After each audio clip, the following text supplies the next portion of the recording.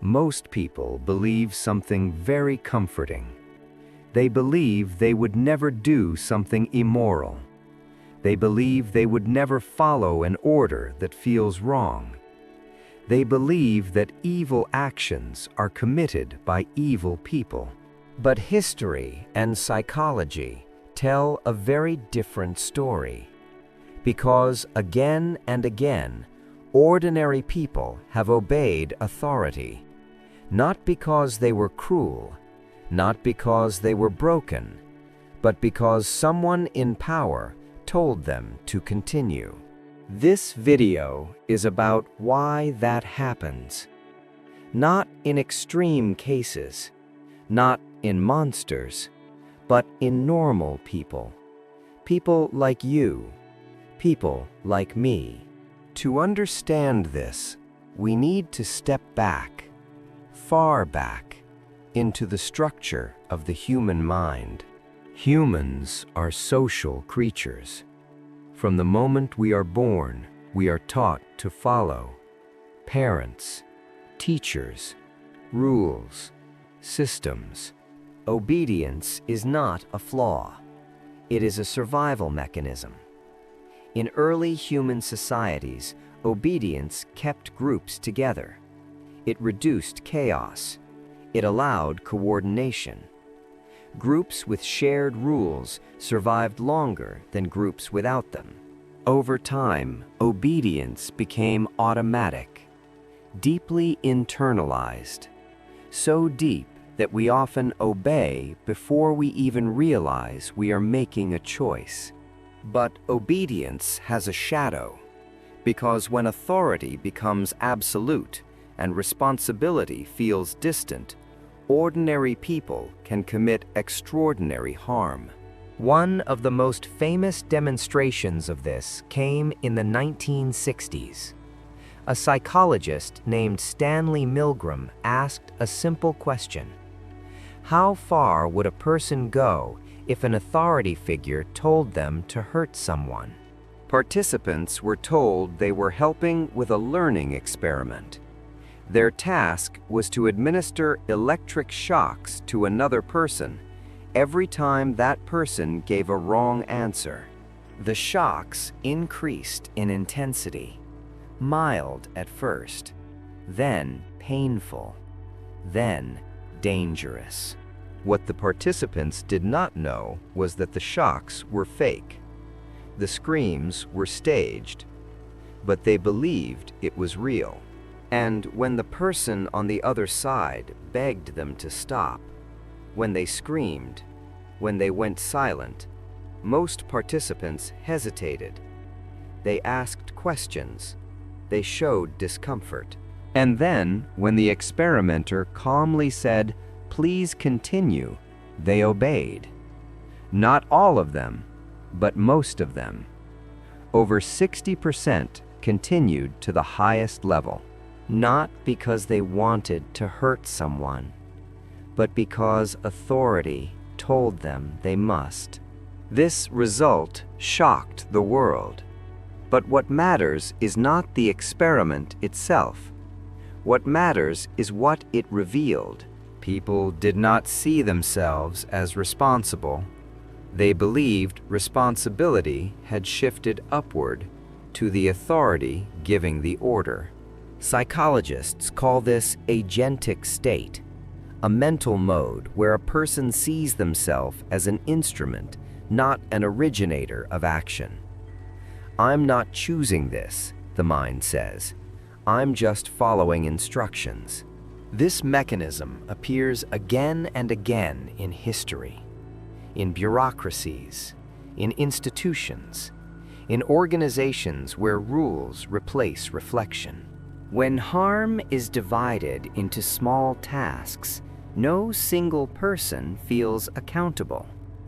One person signs a paper, another approves a form, another presses a button. Each step feels minor. Together, they create catastrophe. And because no one feels fully responsible, the system continues. What makes this even more disturbing is that authority does not need to be aggressive.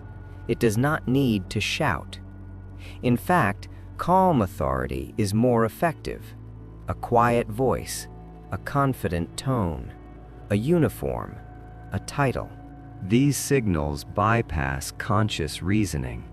They activate obedience automatically.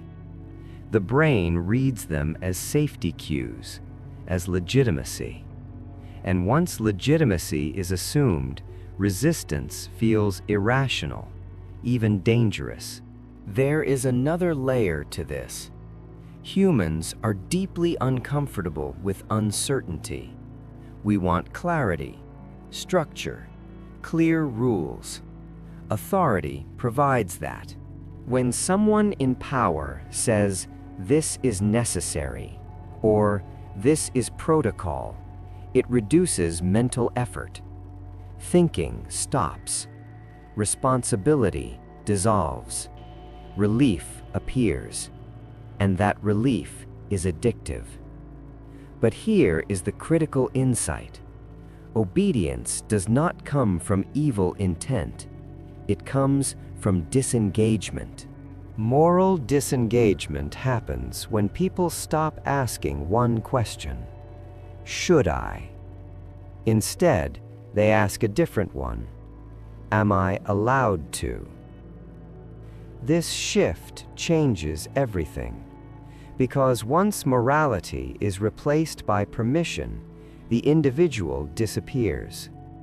This is why systems are more dangerous than individuals. A cruel person acting alone can do limited harm. A neutral person inside a powerful system can do unlimited harm.